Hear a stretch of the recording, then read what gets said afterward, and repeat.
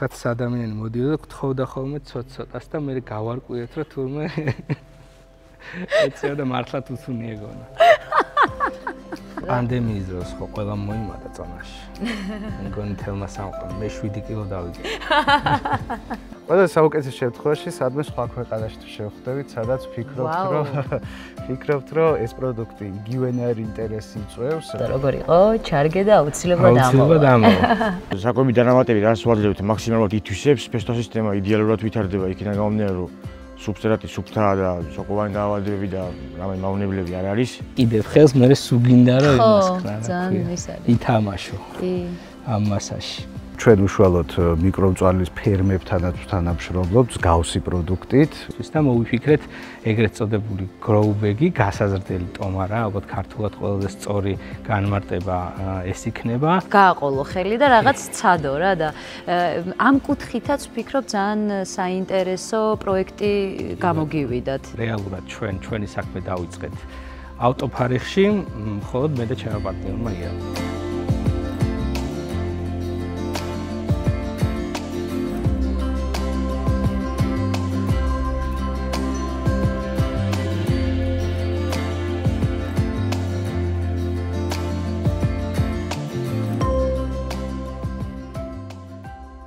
სანდრო, გავიხსენოთ, საიდან მოვდივართ. ჩვენი ერთად მოფიქრებული თქვენი კომპანიის ფრაზა როგორ იყო? ჩარგე და აუცილებლად ამოვა. ამარა ჩვეულებრივ ადამიანს, კომპანიას დავით ჯგუფთან ერთად იცნობს ჩვენი მაყურებელი უკვე, ჩვენ გურიაში შევხვდით ერთმანეთს, გადავიკვეთეთ ერთ-ერთ ფერმერთან, სადაც ვისაუბრეთ growbag-ებზე, ჩანთებზე, სადაც ყველა მცენარე იზრდება. თითქმის ყველა მცენარე იზრდება. ნიადაგის შესაბამისად სხვადასხვანაირი შიგთავსი უნდა კონდეს თვითონ მცენარის და კულტურიდან გამომდინარე, მაგრამ თითქმის ყველაფერი იზრდება. ხო და იქ არ გვისაუბრია და ფიზიკურად ვერ ვაჩვენებდით, ეს ყველაფერი სად ხდება, როგორ ხდება, როგორ დაიწყო ეს ბიზნესი. მოკლე მიმოხილვა გავაკეთოთ თქვენი კომპანიის და თქვენ შესახებ რას აკეთებთ და როგორ ემსახურებით ქართულ სოფლის მეურნეობას. კი ბატონო. ჩვენი კომპანია დაარსებული არის დაახლოებით 6 წლის წინ. აბსოლუტურად არაფრისგან, ეხლა ამ ხელა შენობა არის, მაგრამ რეალურად ჩვენი საქმე დავიწყეთ ავტოფარეხში, მხოლოდ მე და ჩემი პარტნიორმა ირაკლი. დღესდღეობით დაახლოებით 25 ადამიანი მუშაობს ჩვენ კომპანიაში, ნაწილი წარმოებაში, ადმინისტრაციაში, დისტრიბუციაში და პრომოუშენში ეგრეთ წოდებული. აქამდე რომ მოვსულიყავით, გზა ნამდვილად რთული იყო, არ იყო მარტივი ამ ყველაფრის გაკეთება, იმიტომ რომ არ არსებობდა თვითონ ტერმინი შეზავებული ნიადაგი ადამიანებს ეგონათ რომ ჩვეულებრივად შეუძლიათ საიდანაც მოთხარონ ეს მიწა და აი მიწის აღებით ან ტყიდან წამოიღო ნიადაგი და მოკლედ ის გამოიყენონ ასე ვთქვათ სცენარების გასაზრდელად. ნუ ტყიდან ნიადაგის გამოტანა კანონით არის აკრძალული და სისხლის სამართლის დანაშაულია. და ძალიან დიდი დრო დაგჭირდა და რესურსი რომ ადამიანებისთვის გვესწავლებინა როგორ მოიყვანონ თვითონ აი ამ ნიადაგში იგივე ხარისხის პროდუქცია, რა პროდუქციაც მოყავთ თუნდაც სავარგულებში, განსაკუთრებით სათბურებში. ჯერ პირველი ნაწილი იყო ალბათ ცნობიერების ამაღლება ამ კუთხით, ხო, რაც ძალიან რთულია ჩვენთან სიახლეებთან გვიჭირს ცოტა ადაპტაცია. ეს ყველაფერი დავიწყეთ გარდენინგიდან, მებაღეობიდან, ძირითადად ყვავილებიდან და ესე ვთქვათ იმ მცენარეებიდან, რომელსაც ვიყენებთ ჩვენ არასაკვებად. მაგრამ მე სულ მოთხოვნა იყო ყოველთვის, რომ იქნება და რამე ისეთი მოიფიქროთ, რომ ფერმერებისთვისაც ხელმისაწვდომი გახდეს თქვენი პროდუქცია. იმიტომ რომ ამ ფორმით, რა ფორმითაც ახლა ხედავთ, რა თქმა უნდა, გამოუსადეგარი არის ფერმერებისთვის და მოვიფიქრეთ ეგრეთ წოდებული growbag-ი, გასაზრდელი ტომარა, ალბათ ქართულად ყველაზე სწორი განმარტება ეს იქნება, რომელსაც ჭირდება რა თქმა უნდა სპეციფიური მიდგომა, გაზრდის მეთოდი განსხვავდება გრუნტისგან, მაგრამ დაზღვეული არის ფერმერი აბსოლუტურად ყველანაირი დაავადებებისგან და იღებს იგივე შედეგს, რა შედეგსაც მიიღებდა გრუნტისგან. ნუ პლუს ის მომენტია, რომ სათბურებში ნიადაგი მუდმივად განიცდის ეროზიას, ანუ დაძველებას, ვთქვათ, გამოფიტვას და ჩვენ სასუქებით და პესტიციდებით ამას ყველაფერს კიდევ უფრო ხელს უწყობთ და წარმოიდგინოთ დიაგრამაზე, ესე იგი რაც დრო გადის, მით უფრო თქვენი ნიადაგი სათბურში ეროზირდება, განიცდის ესე ვთქვათ გამოფიტვას, მეტი სასუქების მოხმარებაა საჭირო, რომ მიიღოთ იგივე შედეგი. საბოლოო ჯამში მივდივართ იქამდე, რომ ეს ნიადაგი გარკვეული დროის შემდეგ საერთოდ გამოუსადეგარი ხდება და შედეგს არ იძლევა. ერთ-ერთი გამოსავალი არის ეს გასაზრდელი ტომარა. მოკლედ ესე მივედით აქამდე უშუალოდ ფერმერებამდე. მაგრამ აქაც ძალიან რთული არის, დიდი გზა არის გასავლელი, იმიტომ რომ აქაც ცნობიერება ასამაღლებელია, ყველა რისკით უყურებს, ყველა ფიქრობს, რომ აქედან შეიძლება რამე არ გამოვიდეს. რა თქმა უნდა, ამას გარკვეული ღირებულება აქვს, რომელიც გადახდას უწევს ფერმერს და როცა ბაზარზე არის პირდაპირ მიბმული და ფასის ცვალებადობა ძალიან მერყევი არის, აი საათის ფუცეი შეიძლება დღეს ღირდეს 5 ლარი და 4 დღის მერე ღირდეს 50 თეთრი. და ძალიან რთულია რომ გააწყვეტილება მიიღოს ფერმერმა, მაგრამ სხვა გზა არ არის. აი ეს რისკის ფაქტორი ფერმერების შემთხვევაში სად ჩნდება? შემადგენლობა ნაკლებ ეჭვს იწვევს, მაგრამ აქ არის გამოცდილება. არ აქვს გამოცდილება კონკრეტულად აი ამ ტომარაში მოყვანეს. და ჭირდება განსხვავებული კვების რეჟიმი, განსხვავებული კონტროლი თუნდაც ტენიანობის თვითონ აი ამ ტომარაში. განსხვავებული მიდგომა, მეტნაკლებად განსხვავებული სასუქებით შეიძლება იყოს საჭირო და ეს ყველაფერი კომპლექსურად არის მათთვის სიახლე და არ აქვს გამოცდილება. ამიტომ ჩვენ მივმართავთ ხოლმე მეთოდს, რომ ვაძლევთ სატესტო რაოდენობას ფერმერებს, რომ ისწავლონ ამ ყველაფერზე და მერე მიიღონ გააწყვეტილება, თქვა შეიძენენ თუ არა. მუდმივი კონტაქტი გვაქვს ჩვენ თუნდაც ტესტირების დროს მათი მხრიდან. კონსულტაციები და ასე შემდეგ.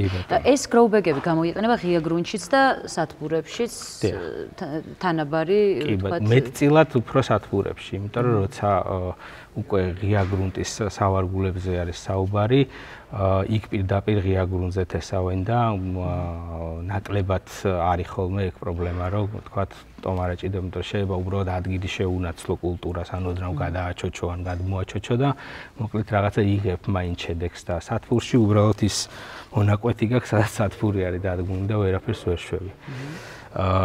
და მოთხოვნაც ძირითადად არის სათბურებზე. მოთხოვნა არის ძირითადად სათბურებზე და ჩვენ არ გვეგონა, მაგრამ ძალიან დიდი მოთხოვნა წამოვიდა აგარაკებიდან.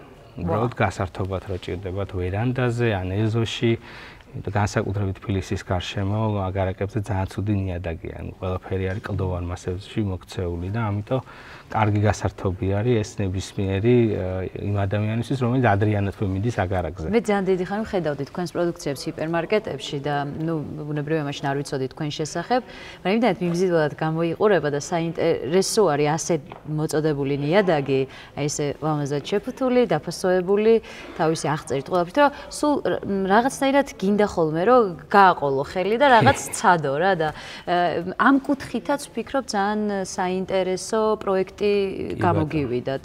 რა შემადგენლობაა კონკრეტულად? აქ ხედავ ალაგ-ალაგ სხვადასხვა მასას, რომელიც ალბათ საბოლოო ჯამში ერთმანეთში ირევა და აქ რა ფილოსოფია დევს, ეს კარგად აგვიხსენით, რომ ეს კითხვითი ნიშნებიც ცოტათი შევამსუბუქოთ. პირველ რიგში ვიტყვი იმას, რომ ჩვენ ძირითადად ყოველთვის ვცდილობთ ხოლმე, რომ გამოვიყენოთ ადგილობრივი ნედლეული. თუნდაც მარტო იმის გამო, რომ კაპიტალი არ გავიდეს ქვეყნის გარეთ. და ჩვენ ვიყენებთ მაგალითად ქართულ ტორფს. ქართული ტორფი თავდაპირველი სახით არის აი ესეთი გორახებისგან, აი ამ ზომის გორახები არის. და შემდგომ ეს ქუცმაცდება. ხო. ეს არის მთის ტორფი. ესეთი ფაფუკი მასა არის. რა არის ტორფი საერთოდ რას ნიშნავს ტორფი? ტორფი არის, ტორფი მოიპოვება ძირითადად იმ ადგილებიდან, სადაც ოდესღაც იყო ჭაობი. ან უბრალოდ ტბა, რომელიც მერე ჭაობდება და დროთა განმავლობაში აი ეს მასა ფენება 1000 წლეულების განმავლობაში ესე ვთქვათ ინარჩუნებს იმ საკვებ ელემენტებს, კომპოსტირება არის ეს იგივე, ოღონდ ტბაში ხდება ეს კომპოსტირება. და ის საკვები ელემენტები, რაც სცენარის ჭირდება, არის შენარჩუნებული. თავდაპირველად, როცა ტორფი აღმოაჩინეთ, ქონდა აბსოლუტურად სხვა დანიშნულება. საწვავად იყენებდნენ ტორფს, აშრობდნენ და გამოშრება და ალბათ შრება. ოღონდ ეს არა, კონკრეტულად უფრო ასე ვთქვათ, ბალტიისპირეთში და ინგლისში დიდ ბრიტანეთში, აი მაგ ტერიტორიებზე უფრო მეტად გამოიყენებოდა საწვავად. აი ეს ძველი პრაქტიკაზე ყოფილა. ძველი პრაქტიკა და მე დააკვირდნენ რომ ამაში მცენარე ჩვენებურად ხარობს. მე უკვე ქიმიური ელემენტები რომ შეისწავლეს და მისი კვებითი ღირებულება რომ დაადგინეს, უკვე ასე ვთქვათ გამოიყენება ძირითადად სასოფლო-სამეურნეო დანიშნულებით. ჩვენი ტორფი განსხვავდება იგივე თუნდაც ბალტიისპირული ტორფისგან, იმიტომ რომ მას უფრო შავი შეფერილობა აქვს. კრისტალიზაციის ამბავი უფრო ასე ვთქვათ კარგად ჩანს აქ, რაც უფრო კრისტალიზაციაც უფრო მეტია, უფრო ფერს იცვლის და სტრუქტურაც დაახლოებით ისეთი უხდება, როგორიც ნიადაგს აქვს. და ჩვენ ასე ვთქვათ ამის შერევის, აი ამ მასის და კიდევ უფრო მუქი მასის გადარევით ვიღებთ უკვე სუბსტრატს. ტორფის გარდა რა ხდება ამ გროუბეგში? ტორფის გარდა ხდება კომპოსტი, რომელიც ასევე ადგილობრივი წარმოების არის. რა არის კომპოსტი? კომპოსტი არის საკვები ელემენტი, საკვები დანამატი ორგანული, რომელიც მზადდება ყურძნის წიფწისგან. კომპოსტირების გზით. შესანიშნავია, ისიც ძალიან ფაფუკი და სასიამოვნოა. ეგრე არის, რომ მოკიდებ ხელს, მე სუგინდა რომ იმას ხარ. ძალიან ის არის. ითამაშო. კი. ამ მასაში. ხო და სუნიც ისეთი აქვს. სუნი აქვს მიწის სუნი აქვს, ნამდვილი, გემრიელი. კი, კი. რაღაცნაირად. ზოგი ყავასაც ამსგავსებს ხოლმე. ძალიან შორიდან ყავა გონია. ჩაის გამომშალ მასას ნამდვილად. სხვათა შორის არ მქონია ეგ ის რა ქვია, პარალელი არ გამივლია ჩაისთან და მართლა გავს გამომშალ მასას. რა ხდება შემდეგ? ტექნოლოგიურად ხო, ეს რასაც აქ ხედავთ, ეს მასა მიდის საკუცმაცებელში. აქ ხილად კაი არის. როგორც ხვდები ეს არის? თუ რომელი აი ეს მასა და აი საკუცმაცებელი არის აი. რომელსაც აქვს საშილა დიდი ხმა. ამიტომ პროცესს ახლა ამ წუთას არ გაჩვენებ, მაგრამ კადრებში შესაძლებელია. აქ რა ტექნიკასაც ხედავთ, არის ეს ყველაფერიც აქ გაკეთებული ქართველების მიერ. ანუ აბსოლუტურად ქართული წარმოება გაქვთ? ის შეგვიძლია ვთქვათ, რომ 100% ქართული თუ არ ჩავთვლით იმ კომპონენტებს, რომელიც ბუნებაში საქართველოში არ არსებობს, მაგალითად ქოქოსის ბოჭკო. შეადაგეთ ქოქოსის ბოჭკოს შეკვეთა გვაქვს ესეთი, რომ ისიც ნიადაგად გამოიყენება. ან ჩითილებისთვის, ან მძიმე ნიადაგში გადასარევად, ან იგივე გროუბეგებში ეგეთ შეიძლება ჩაიყაროს, ეგ არის სულად ჰიდროპონიკული სათბურებისთვის, მოკლედ თვითონ ქოქოსის ბოჭკოს ვიყენებთ ხოლმე. აი ეს არის საკუცმაცებელი. აი აქ იყრება, მე კუცმაცდება, აქედან საკუცმაცებული გადადის საცერში, საცერიდან უკვე აი აქ გროვდება, ასე ვთქვათ, მასა, შემდგომ ტექნიკის ტრაქტორის დახმარებით გადადის უკვე უშუალოდ კონვეიერზე, სადაც ხდება აი სასუქის შერევა, კომპოსტის, რაც თქვით და ასევე აგროპერლიტიც. აგროპერლიტი არის გამოფხვიერებელი საკვებ ელემენტებს არ შეიცავს, მაგრამ შეუძლია თავის წონაზე გაცილებით დიდი მასის წყლის შეკავება და შემდგომ ნელ-ნელა გაცემა და ფრესტა სისტემის გამოკვება. დაბალანსება ისე. აბალანსებს, ესე ვთქვათ, ტენიანი. ეს არის ქოქოსი. აი ეს არის ქოქოსის ბოჭკო. ქოქოპიტი კი. ესეც ბლოკებად ჩამოდის და შემდგომ ყველა პროდუქტის რაღაცნაირად სასიამოვნო და საყვარელი და ფაფუკია. კი, ეს თუთუნი არის. ქონდა შემთხვევა, რომ რაღაც ადამიანი მოდიოდა და გთხოვდა ხოლმე ცოტ-ცოტას და მე გავარკვიეთ, რომ თურმე ეცეო და მართლა თუთუნი ეგონა. ხოდა ჩუქნიდით ხოლმე და მე გაირკვა, რომ ხო თურმე მაგნიზნით გამოიყენე. არის ხოლმე რომ აი პემზის კენჭი რომელიც თქვა დრენაჟისთვის გამოიყენება. ხო, თქვა რა ეს დაგვავიწყო აღვენიშნა, რამდენიმე პროდუქტს ამზადებთ სხვადასხვას. ეს არის პემზის კენჭი, რომელიც დრენაჟისთვის ან მილჩილებისთვის ქოთანში გამოიყენება. და სად არის ფინალური ეტაპი? ფინალური ეტაპი. აი აქ აი ამ კონტეინერებიდან უკვე დოზირებით ემატება აგროპერლიტი და კომპოსტი. და შემდგომ ფინალური ეტაპით აი აქ ისევ საბოლოო შერევა ხდება და უკვე აქედან იყრება, აი აქ ტომარას მოათავსებენ და აქ უკვე იყრება მზა მასა. და შემდგომ შემდგომ აი აქ გადმოდის უკვე ტომრები, რომელიც გასაუთოებლად იგივე შესაკერად უნდა გადავიდეს ამ ლენტზე და მე უკვე გორი ოპერატორი ზის და კერავს აი ამ ტომრებს და მე გარდის საწყობში და ეგ არის ფინალური სახე პროდუქტი. დღის განმავლობაში რა დროს მოითხოვს ეს პროცესი და პირობითად რა რაოდენობის პროდუქციას ამზადებთ? თუ მოთხოვნაზე მუშაობთ, თუ როგორ არის თქვენი? არა, მარაგებსაც ვქნით და ასევე ჩვენი პარტნიორი მაღაზიებიდან რომელიც შეკვეთას ვამუშავებთ და უმზადებთ და ჩვენივე დისტრიბუციით გაგვაქვს მარკეტებში. ფერმერებს ან ჩვენ თვითონ ვაწვდით, ან თვითონ გზავნიან ტრანსპორტს, ან რა ვიცი, მოდიან და თუ მცირე რაოდენობით არის თვითონვე მიაქვთ. თითქოს ეგეთი პრინციპი არის მუშაობის, ხო? დისტრიბუცია გვაქვს ჩვენ მხოლოდ იმ პარტნიორ მაღაზიებში. და ძალიან დიდ რესურსს და დროს მოითხოვს, იმიტომ რომ ხო პატარა არ არის. ძალიან დიდი შეფუთვებსაც ვამზადებთ ჩვენ და ახლობით 75 ლიტრი არის, დაახლოებით 75 litrიანი მოცულობის შეფუთვა არის, ყველაზე დიდი რაც გვაქვს ახლა ჩვენ და ძალიან პოპულარული არის. და ფასიც საკმაოდ მისაღები არის მოხმარებლისთვის. სადღაც წარმოების მასშტაბები როგორია? დაახლოებით რომ აღვიქვათ, როგორ მუშაობს თქვენი ბიზნესი და პირობითად როგორ აკმაყოფილებთ ბაზარს? ბაზარზე მოთხოვნა ვიტყვი რომ არის მუდმივად მზარდი. აი რო გგონია რომ აი ეს არის რაღაცა პიკი და ამის მერე არ იქნება. რა თქმა უნდა ყველა ეტაპი გავიარეთ, იმიტომ რომ თავიდან არ იყო ხელმოთხოვნა, თავიდან ამ ყველაფერს ახასიათებდა სეზონურობა, ადამიანები ფიქრობდნენ რომ ქოთეს სცენარები თუნდაც უნდა გადაირგოს მხოლოდ გაზაფხულზე. მაგრამ ნელ-ნელა განსაკუთრებით პანდემიამ შეგვიწყო ხელი, თული სათქმელია, მაგრამ რეალურად პანდემიის დროს გავიზარდეთ მნიშვნელოვნად მიუხედავად იმისა, ხო, გავიზარდეთ ამითიც მოხმარებლები და ჩვენს გავიზარდეთ როგორც წარმოება. და ადამიანებმა დაიწყეს კითხვა, ადრე თუ რაღაცა ესე ყვავილების მიწა, ეგრე იცნობდნენ პროდუქციას, რომ მიდიოდნენ მარკეტში და ყვავილების მიწა. ახლა რაღაც უნივერსალური ნიადაგი. ჩვენც ძალიან გავიზარდეთ სხვათა შორის ჩვენი Facebook გვერდის გამომწერების სია გაიზარდა პანდემიის პერიოდში. დღეში რამდენიმე ათეულობით ადამიანი გვწერდა, რომ მიწის ნაკვეთი მაქვს აქ, რა გავაკეთო, რაღაც მირჩიეთ. აი, მასობრივად დაიწყო უკვე რაღაც ამ აუთვისებელი, ხო, საკარმი დამონაკვეთების მინიმუმ ათვისება რა. მე ინტერესიც გაიზარდა და პანდემიის დროს ხო ყველამ მოიმატა წონაში. მგონი თელმა სამყარომ მე 7 კილო დავიგე. რო ფაქტიურად ისე გავაკეთეთ, რომ ჩემი ავტოფარეხი გადავაკეთეთ საწყობად და გაცემის პუნქტად და ნუ აი ფაქტიურად სულ იქ ვიყავი რა, სკამიმედო საწყობთან და იქ ვიყავი, ვერ ვჭამდი ნორმალურად ვერაფერი, იმიტომ რომ სუზარები იყო, სულ ვიღათა მოდიოდა მიქონდა და ხო, ძალიან ეს დავიკელე 7 კილო.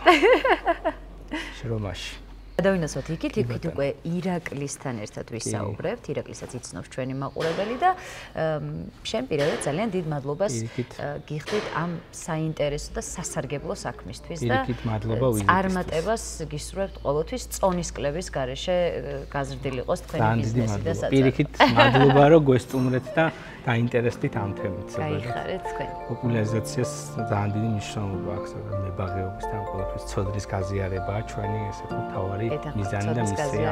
ერთ-ერთი მნიშვნელოვანი ამბავია და ამისთვისაც მადლობა. მოკლედ წავედით ჩვენ საფუძველში.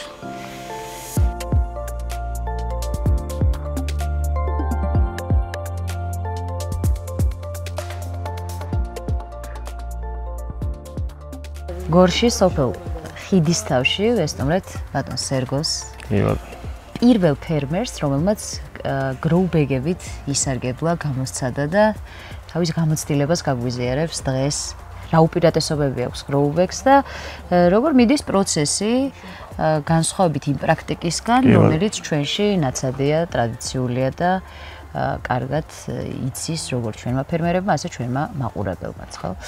პირველ რიგში რავი ხა ეს იდეაც გაგვიჩნდა თავის დროზე უკვე მიწაზე ნუ გარკვეული პრობლემები არის ხოლმე ხა რა ტრადიციული მეთოდს გულისხმობ ყვანისა. მე რო უკვე დაუკავშირდით ჩარგეს ჯგუფს და ერთობლივად შევიმუშავეთ რა, ნუ რაღაც მოცულობა ყველაფერი და ნუ შემადგენლობა უნდა გვაინტერესა რა, სუბსტრატი არის და მაგრამ უფრო გვაინტერესა და წინა რომელიც ჰქონდა ამის წინა პარტია კიდრი ზამთრისა ის გროუბეგებში ჰქონდა მოიყვანეთ კიდევაც შედეგიც დაიდო.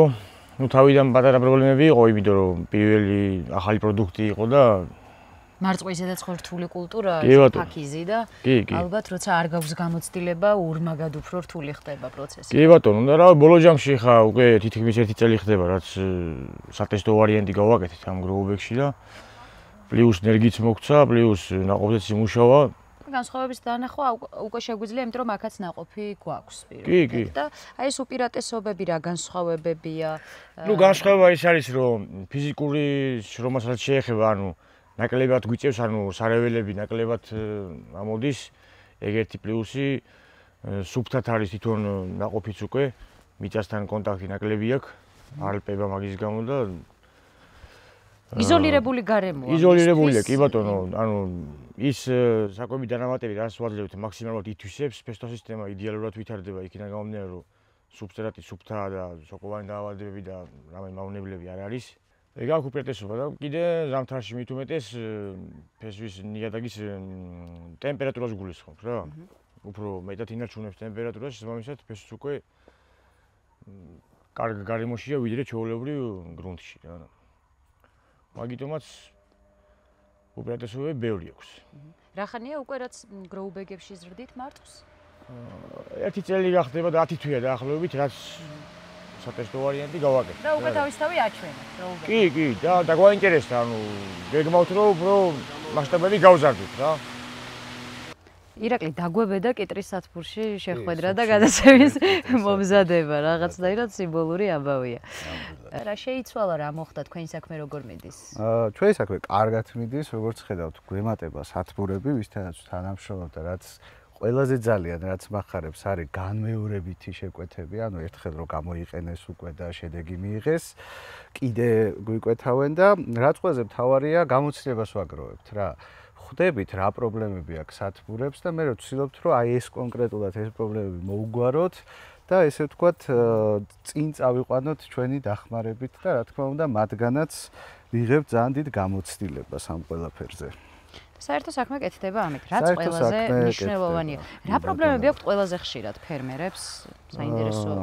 ფერმერებს აქვს სხვადასხვა ტიპის პრობლემები, რაც ჩვენი გამოცდილებით ნახეთ. ნუ ერთ-ერთი არის ალბათ რეალიზაცია, რომელიც შეიძლება არ იყოს სტაბილური ფასი ბაზარზე და დღეს თუ პირობითად კიტრის სათბურში ვარ და კიტრის ფასი არის 7 ლარია, 2 დღეს შეიძლება ჩამოვარდეს 3 ლარზე და მთელი ეს ხარჯები, რაც ამ ადამიანმა ჩადო ამ მოყვანაში, ვეღარც კი გაასწოროს. შეიძლება ეს არის ყველაზე მთავარი პრობლემა და ნუ უკან თუ წამოვალთ, იქ არის უკვე თქვათ, რაზეც ვისაუბრეთ, რომ ნიადაგში ექნება ძალიან დიდი პრობლემები, გამომდინარე იქიდან რომ იფიტება, უკვე რამდენიმე მოყვანის მერე ფიზიკურად აღარ არის საკვები ელემენტები და ძალიან დიდი რისკია რომ ეგრე გავზარდოთ. ამიტომ აი ჩვენი გასაზრდელი ტომრებით ვცდილობთ ეს პრობლემა მოუგვაროთ. თუ ძირითადად ეს პრობლემები, რა თქმა უნდა, იქ რო ჩაყვე ძალიან ბევრი სხვა პრობლემაც არის, თუმცა რეალიზაცია და ალბათ მასიურად გამოფიტული ნიადაგები, რომელზეც უკვე შეუძლებელია რომ ფიზიკურად მოიყვანო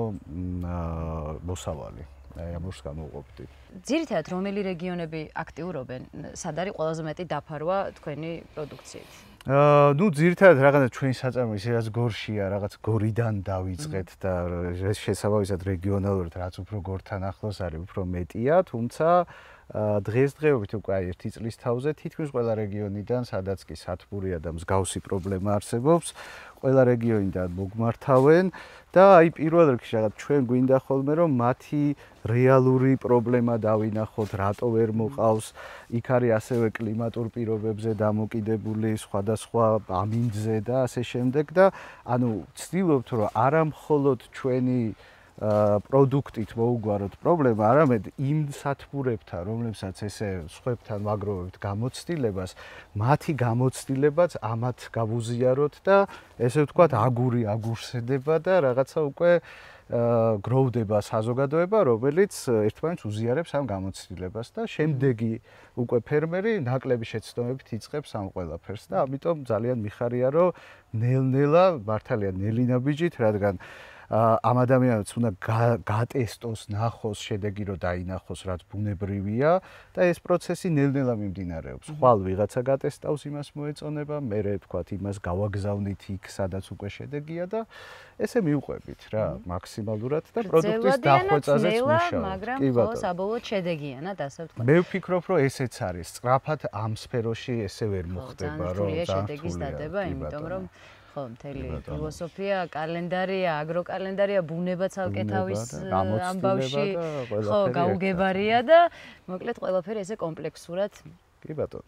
რთული სისტემაა, მაგრამ ცოდნით, გამოცდილებით და ერთმანეთის ხელშეწყობით და ცოდნის გაზიარებით კიდევ მე საერთო საქმე უფრო მარტივად კეთდება საბოლოო ჯამში. ერთ-ერთი ყველაზე საინტერესო პროდუქცია, რომელიც აღმოვაჩინეთ, როცა პირველად გაგიცანით, ეს იყო მიკრომწვანილის გასაზრდელი პატარა ოწყობილობა კონტეინერი, ბოქსი, რომელიც ყველა თაობის ადამიანისთვის, თუ ასაკის ადამიანისთვის არის საინტერესოც, სახალისოც და მე კიდე შეიძლება ითქვას რაღაც შთამაგონებელიც.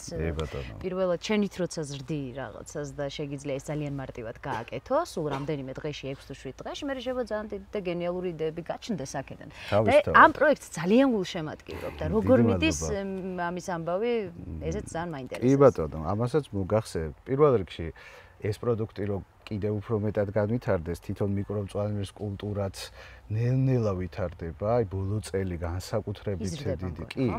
კი ბატონო, ჩვენ უშუალოდ მიკრომწვანილის ფერმებთანაც ვთანამშრომლობთ მსგავსი პროდუქტით, იქ უბრალოდ რაღაც კონკრეტული განსხვავებაა და პირველ რიგში ის მიხარია, რომ ყოველ წელს ახლები ჩდებიან, იწყებენ ამ კულტურას და ამათთან ერთად თვითონ მიკრომწვანილის ეს ბოქსიც უფრო და უფრო ვითარდება, იმიტომ რომ მეტი იგებს რა არის. სულ თავიდან ზოგადად მიკრომწვანილის კულტურაც არ იყო ეგრე გავრცელებული და ძალიან რთული იყო რომ გაეგოთ საერთოდ რა პროდუქტია, თუმცა აი ნელ-ნელა იგივენაირად მუშაობით რაღაც შედეგამდე მივდივართ და მანდ უკვე მთავარი მრავალფეროვნება არის იმ სხვადასხვა მიკრომწვანილის, იმიტომ რომ რაღაც ყველას ერთი არ უყვარს და პირველ გამოცდილებაც მივიღეთ რომ მაქსიმალურად ბევრნაირი სახეობა უნდა იყოს, რომ დააკმაყოფილო ყველა მომხმარებლის, ესე ვთქვათ, გემონდური თვისებები.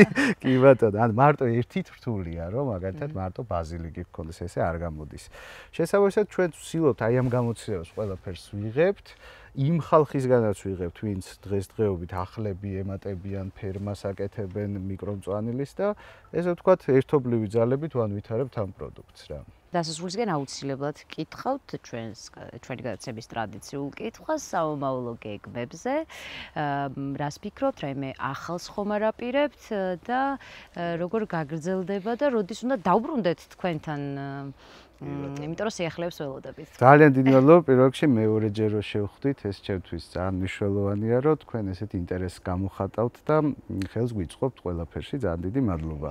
ყველა საუკეთესო შემთხვევაში სადმე სხვა ქვეყანაში შევხვდებით, სადაც ფიქრობთ, რომ ეს პროდუქტი იგივენაირ ინტერესი იწვევს, რაღაცები მოვიკვლიეთ და ნუ ძალიან შორსაც არა ახლო ქვეყნების გეოგრაფიულად, თუმცა აი მომავალი შეიძლება იმ ხრივ ვივარაუდოთ, რომ ექსპორტი გავაკეთოთ ამ ყველაფერს, რადგან ნამდვილად არის მოთხოვნა რა, აი ნამდვილად არის მოთხოვნა და რაღაცა მაგ მხრივაც ვითარდებით რა და შესაბამისად აი ნახოთ შემდეგზე თუ შევხვდით სხვა ქვეყანაში. ძალიან მაგარია. მოდი აუცილებლად შევხვდეთ. და კაიამინდი გვაქვს კარგად დაცული. კაიამინდი თქვენზე იყოს, როგორც გითხარით, ბათუმელებისგან წვიმა ნებისმიერ დროს რო დაგჭირდება, ჩვენ გავაწვიმებთ და თქვენზე მზე იყოს. ასე შევთანხმდეთ. ძალიან დიდი მადლობა ირაკლი. თქვენ სანდროს ძალიან დიდი მადლობა. ყველა იმ ადამიანს მადლობა, ვინც ამ საქმეში მონაწილეობას იღებს.